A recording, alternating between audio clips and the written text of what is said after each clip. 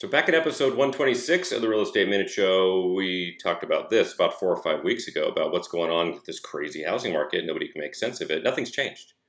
It's actually, I can't understand it even more, but it's fun.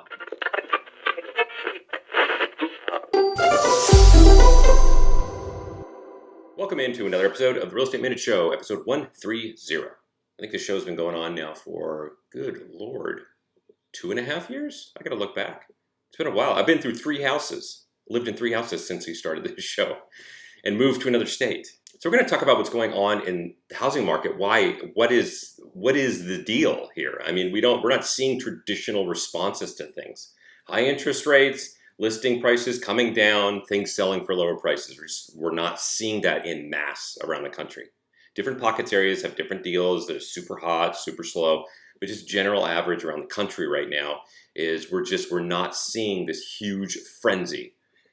There's 2 or 3 things going on here, and it's kind of a chaotic mess. And then a 4th bonus issue. One is obviously interest rates. Everyone's hearing about it. They're twice as much of what they were about a year ago. They're close to 7%. Okay, 6.5% to 7%, depending on what loan you're getting, what your credit is, etc., what program you're in. Obviously affecting things, okay? The second thing, and by the way, as a kind of a small little tidbit on the interest rates, they just, the Fed fund rate, they just increased it another 1/4 point. As we talked about in previous episodes of this show, the Fed fund rate isn't directly what mortgage rates are based on, but it is the perception that follows along into mortgage rates. Banks have to borrow money at the Fed fund rate that's much higher, so they have to loan it to you higher to make that money back. I mean, it's very simple, but there's a lag, but still that's what it's kind of accounting for.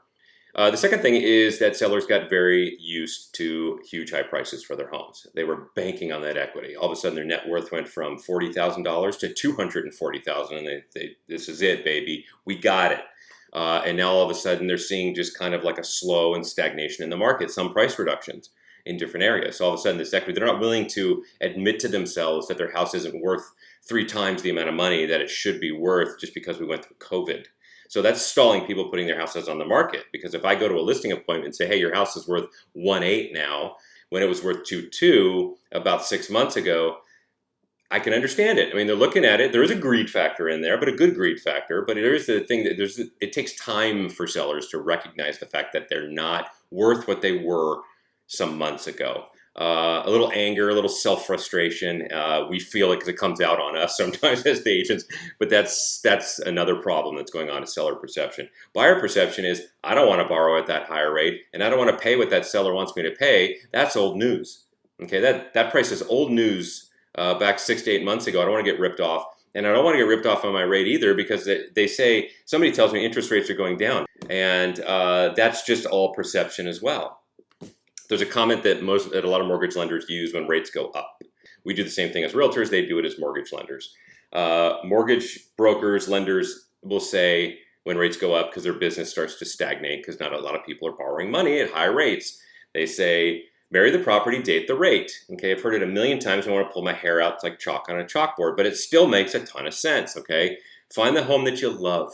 You're going to spend years in that home. Find it. Get the best deal you can for that house, okay? Don't pay attention to the nickels and dimes and the dollars. Pay attention to the hundreds of thousands of dollars that you'll overpay for it, okay? Then pass. But if it's kind of in the wheelhouse and it's just a little bit more than what you want, my dad always told me, always spend a little bit more for that house because you'll grow into it, okay? Something to that effect. And I always remembered that. Thanks, Dad.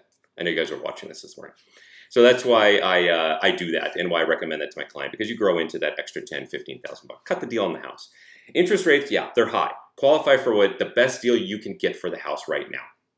Grab it, get the rate, refi 3 years down the road, okay? Get a loan that's longer than 5 years is my recommendation because we don't know what's going to happen with the interest rates right now. The Fed is coming out with all kinds of things saying that we just can't control inflation the way we want. The Fed has no other dial to turn except to increase interest rates and money supply, etc. And so my feeling is, based on their comments, is that they're going to keep these rates high for, I think, at least 18 to 24 months, maybe longer. It's the only way to get us into a small recession to correct this inflation, because this inflation can't go on forever. We turn into Venezuela. Okay, we're going to be eating toilet paper, God forbid, those people. Okay, what's going on? So that's my recommendation. Get the best house you can, for the best price you can, for the best rate you can, and buy. Get in. Get the house, okay? By waiting, all you're doing is rolling the dice on the stock market. I lose every time I invest in the stock market. God damn it, I lose constantly. every time I make a trade, I lose. There's only 2 or 3 times where I made a few bucks, but then I lost that on the next trade. So I barely trade stocks anymore because I don't know what I'm doing. Okay, it's gambling. So don't gamble with the market.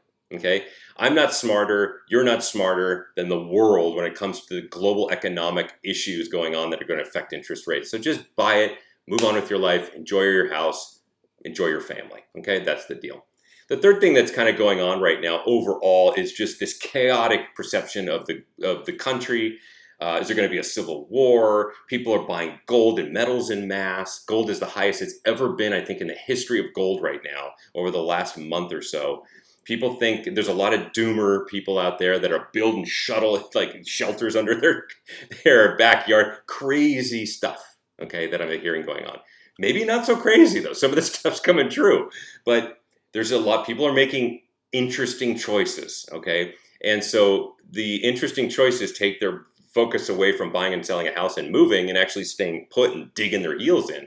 So that's why this third thing is incredibly surprising. In past episodes, we talked about the inventory history of housing inventory in this country over a prolonged period of time, starting in 2016 to today. 2016, we had about 1.4 million homes for sale in March of 2016, just about 1.4 million in the country overall. That's just for 1 month. In the month of, during COVID and such, obviously things went up and down, and about 3 months ago, we were at about 750,000, about half of that inventory. Okay, I can understand it. The world's a bit different now. There's less inventory to buy and sell. We have a housing crisis in this entire country, right, of buying and selling homes. It's not rentals. This is buying and selling single-family homes, condos, townhouses. And so I can understand that.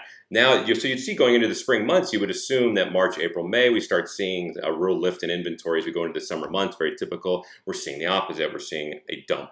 So right now, about 2-3 months ago, we saw about 750,000, almost 750,000 homes for sale.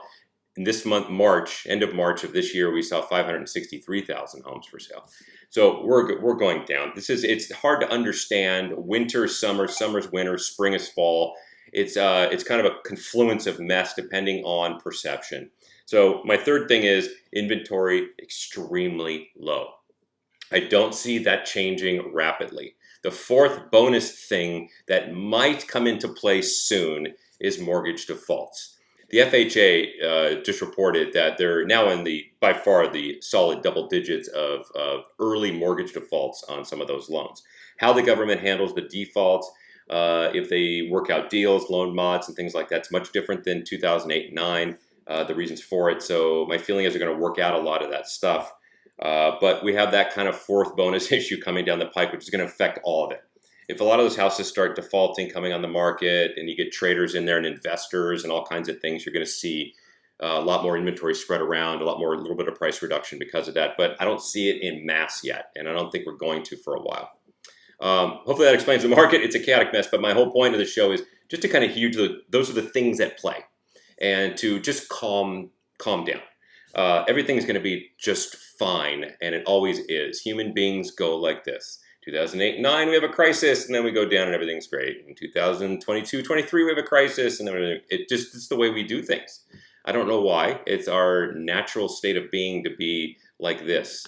I was talking to a guy, an economist. He's not really an economist. He graduated with an econ degree and works in finance. It's a friend of mine. And he told me it's just like they talk about it, that the economy over long periods of time, meaning historical back, maybe 100 plus years, it's like a radio wave. And it's like nature does everything in waves like that. Like when you drop a pebble into a pond, you get the same kind of waving effect. Human nature, humans are part of Earth. It's just how we all operate, how nature operates in fluctuations. Real out there kind of special stuff, but it's an interesting way to kind of understand it. So hang in there. You're going to be just fine. And appreciate your time today. We'll talk to you next week.